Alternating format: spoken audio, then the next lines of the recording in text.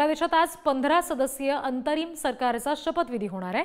Nobel विजेते मोहम्मद युनूस पंतप्रधान पदाची शपथ घेणार आहेत। बांगलादेशमध्ये अराजकतेची परिस्थिती उद्भवली आणि त्यानंतर शेख हसीना यांनी तिथून पलायन केलं आणि पंतप्रधान शेख हसीनांच्या पलायनानंतर आता नव्या सरकारची स्थापना होते।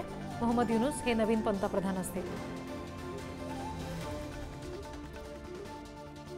आंतरराष्ट्रीय घडामोडींचे अभ्यासक असणारे सतीश ढगे सर सध्या आपल्याशी जोडले गेलेले आहेत।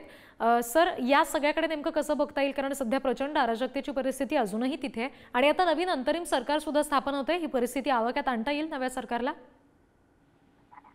नक्कीच रिद्धी, हेच सगळ्यात मोठे चॅलेंज डॉक्टर मोहम्मद युनूस आणि त्यांचे जे 15 सदस्यीय अंतरिम सरकार आहे त्यांच्यासमोर असणार आहे।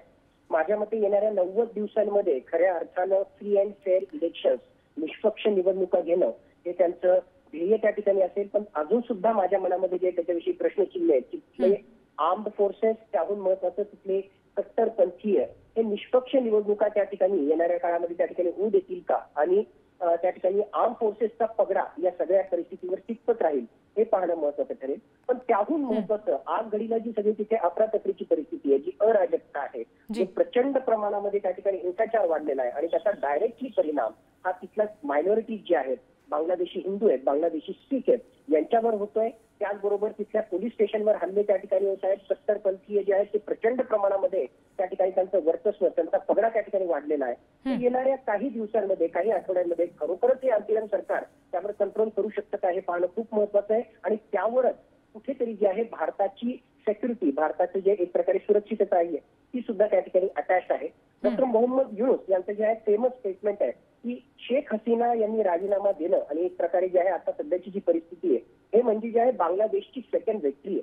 म्हणजे त्यांचं असं म्हणणं आहे की 1971ला वेस्टर्न पाकिस्तानने ज्या प्रकारे अन्याय केला होता आणि त्यातून मुक्तता मिळवून बांगलादेशची निर्मिती झाली होती, असाच काहीसा प्रकार 2024 मध्ये त्या ठिकाणी झालेला आहे। म्हणजे यामध्ये सरळ सरळ जे आहे एक अँटी इंडिया स्टान्स आपल्याला त्या ठिकाणी दिसतोय। यामध्ये कुठेतरी जे आहे या कट्टरपंथीयांना सपोर्ट देण्याची भूमिका त्यांना त्या ठिकाणी दिसते। आणि त्यामुळे डॉक्टर मोहम्मद युनूस हे जरी नोबेल लॉरेट असले, जरी इकॉनॉमिस्ट असले, तरी भारतासंबंधित जे आहे ते फार चांगलं त्यांचं धोरण असेल किंवा फार सौहार्दाचे आपले येणाऱ्या काळात रिलेशन्स असतील असं मानलं जाईल ते चुकीचं ठरेल।